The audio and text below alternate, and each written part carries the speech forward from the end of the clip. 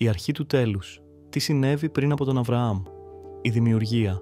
Γένεσης 1-2. Εν αρχή επίησεν ο Θεός των ουρανών και τη γην. Ο Θεός μίλησε και όλα ήρθαν σε ύπαρξη.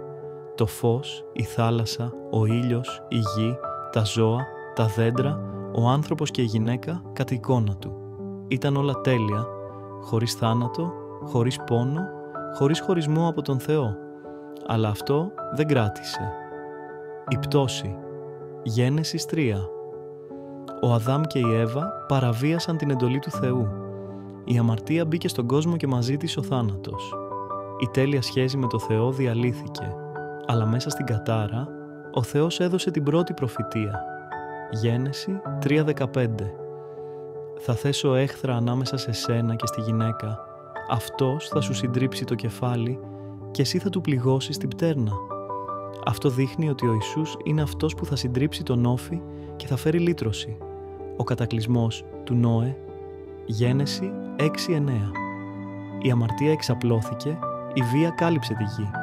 Ένας άνθρωπος, ο Νόε, περπάτησε με το Θεό. Ο Θεός έστειλε τον κατακλυσμό, αλλά έσωσε τον Νόε και την οικογένειά του μέσα στην Κιβωτό. Η ανθρωπότητα ξεκίνησε ξανά, αλλά η αμαρτία παρέμεινε στην καρδιά της. Ο πύργος της Βαβέλ. Γένεση 11. Οι άνθρωποι ενώθηκαν με υπερηφάνεια για να φτιάξουν έναν πύργο μέχρι τον ουρανό. Ο Θεός σύγχυσε τις γλώσσες τους και τους σκόρπισε. Έτσι δημιουργήθηκαν τα έθνη.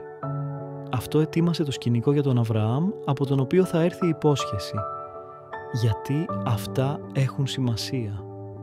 Γιατί να μιλάμε για την αρχή όταν ψάχνουμε τα σημεία του τέλους, επειδή όλα είναι συνδεδεμένα.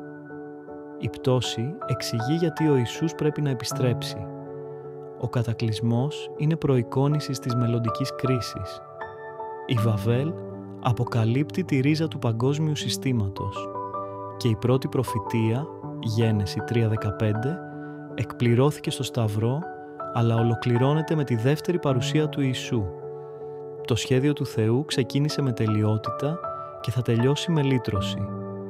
Αν θέλεις να καταλάβεις την προφητεία, πρέπει να ξεκινήσεις από την αρχή. Κάνε εγγραφή για το μέρος 2. Όταν ο Θεός κάνει μια υπόσχεση στον Αβραάμ που εξακολουθεί να αλλάζει τον κόσμο.